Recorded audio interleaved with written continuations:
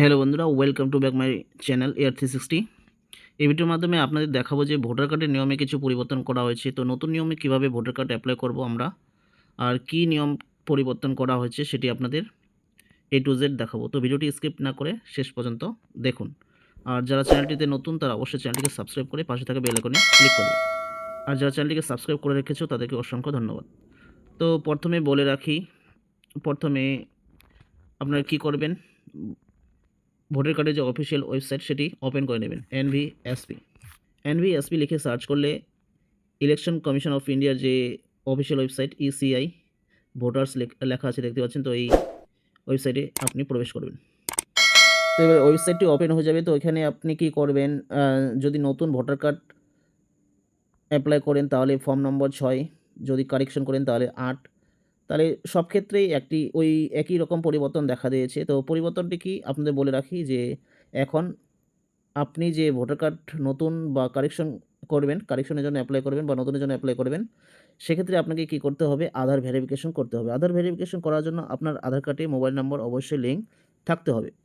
তো কিভাবে করবেন, আমি প্রথমেই একটি কারেকশন করে আপনাদের দেখাচ্ছি, একটি ভোটার ফটো কারেকশন করে আপনাদের দেখাচ্ছি যে কিভাবে আধার ভেরিফিকেশনটি করবেন। তো কারেকশনের জন্য আমি 8 নম্বর ফর্ম অপশনে যাব, আর এখানে আমি লগইন করে নেব। তুলতে হবে, যার লগইন নেই তারে আপনারা কী করতে পারেন, এই সাইন আপ অপশনটিতে ক্লিক করে এখান থেকে লগইন করে নিতে পারেন। তো মোবাইল নাম্বার দিয়ে ক্যাপচাটি ফিল করলে একটি ওটিপি সেন্ড করা হবে। আপনাকে ওটিপি নাম্বারটি বসিয়ে নিয়ে ভেরিফাই অ্যান্ড লগইন অপশনটিতে ক্লিক করতে হবে। ভেরিফাই এবং লগইন অপশনে ক্লিক করার পর এবার এরকম একটি ড্যাশবোর্ড শো হবে, যেখানে যদি নিজের জন্য হন সেলফ, আর যদি অন্য কারো হন তাহলে আদার ইলেক্টর অপশনে ক্লিক করতে হবে। তো এখানে আমি এপিক নাম্বারটি বসিয়ে নেব। এপিক নাম্বারটি বসিয়ে নেওয়ার পর এবার সাবমিট অপশনটাতে ক্লিক করব। এবার আমার ডিটেলসটা এখানে শো হবে। এরপর আমাকে কি করতে হবে, এই ডিটেলসটি ঠিকঠাক দেখে নেওয়ার পর আমাকে ওকে বাটন অপশনে ক্লিক করতে হবে। আপনি যেটার জন্য করছেন, যদি শিফটিং অফ রেসিডেন্ট হয় তাহলে এটি ক্লিক করবেন, আর যদি কারেকশন অফ এক্সিস্টিং ইলেক্টোরাল যদি এটা হয়, তাহলে যদি কোনো কারেকশন করতে চান তাহলে এটাতে ক্লিক করবেন। আর যদি ভোটের ফটোটি কোনো কারণে কোনো ইস্যু থাকার জন্য আপনি রিপ্লেসমেন্ট করতে চান তাহলে এই অপশনে ক্লিক করবেন। Request for marking as person with disability, এটা যদি করতে চান তাহলে আপনি এই অপশনে ক্লিক করবেন। তো আমি এখানে আপনাদের দ্বিতীয় নম্বর অপশানটি correction of ইন্টার্স in existing electoral, এই যে কারেকশন অপশানটি আমি এখানে ক্লিক করে আপনাদের দেখাচ্ছি। তো এখানে দেখতে পাচ্ছেন আমার ওয়েস্ট বেঙ্গল কোন ডিস্ট্রিক্টে আছে, ভোটার ইলেক্টোরালটি কোন অ্যাসেম্বলিতে আছে, সব কিছু শো হচ্ছে। এরপর আমি নেক্সট অপশনে ক্লিক করব। নেক্সট অপশনে ক্লিক করার পর আমার নাম, এপিক নাম্বার শো হচ্ছে। এরপর আমাকে আধার নাম্বার, মোবাইল নাম্বার এগুলি ভালোভাবে বসিয়ে নিতে হবে। আধার নাম্বার, মোবাইল নাম্বার আমি দেখে দেখে বসিয়ে নেব। আর ইমেল আইডি যদি থাকে, ইমেল আইডিটি নিজে থাকলে সেভ করে নেব, অথবা অন্য কারো থাকলে father, mother, any other relative যদি থাকে তাহলে আমি তাদের ইমেল আইডিটি এখানে বসিয়ে নিতে পারো। তো নিজে থাকলে নিজেটি সেলফ ক্লিক করে নিজের ইমেল আইডি বসিয়ে নিন। এরপর নেক্সট অপশনে ক্লিক করবেন। নেক্সট অপশনে ক্লিক করার পর shifting of resident, request for marking as person with disability, যদি এই দুটোর মধ্যে কোনো হয় তাহলে আপনি ক্লিক করতে পারেন, নাহলে আপনি স্ক্রল করে নিচে আসবেন। এবার application for correction of entries of existing electoral roll, তো এখানে আপনি কি কারেকশন করতে চান তাহলে এখান থেকে আপনাকে চুজ করে নিতে হবে। তো আমি এখানে আমার অ্যাড্রেসটি কারেকশন করব, তো এখান থেকে আমি অ্যাড্রেসটি চুজ করে বসিয়ে নেব। তো এখানে house number, building, apartment number চাওয়া হয়েছে, সেটি আমি এখানে দিয়ে দেবো। স্টেট, এরিয়া, লোকালিটি, মহল্লা, রোড, যেগুলো আপনি একটি এখানে বসিয়ে নেবেন। ভিলেজ অথবা টাউন বসিয়ে নেবেন। এরপর পোস্ট অফিসের উপর পিনকোড, তহসিল, তালুক, মণ্ডল যেগুলো একটি বসিয়ে নেবেন।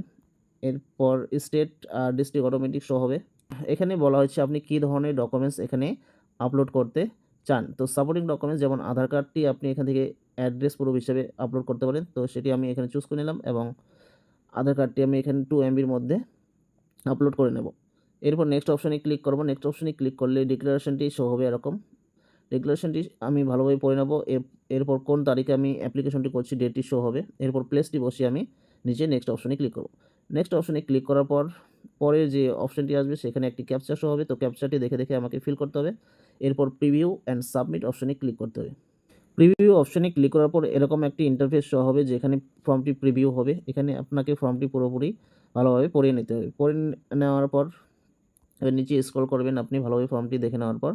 এবার ই সাইন অফ সাবমিট এই যে অপশনটি আপনি দেখতে পাচ্ছেন এটি নতুন এখানে আপলোড করা হয়েছে। এই ই সাইন অ্যান্ড সাবমিট অপশনটি এখানে নতুন জয়েন করা হয়েছে। তো আপনাকে ই সাইন অ্যান্ড সাবমিট অপশনে ক্লিক করতে হবে। এবার যে নতুন প্রসেসটি করা হয়েছে তো আপনাদের সেটি দেখাচ্ছি। তার আগে যদি কোনো ভুল থাকে তাহলে কিপ এডিটিং করে আপনি এডিট করে নিতে পারেন। নতুবা e sign and submit option click করে আপনি পরবর্তী প্রসেসে চলে যান। তো ই সাইন অ্যান্ড সাবমিট অপশনে ক্লিক করে এখান থেকে আপনি ইয়েস করে নেবেন।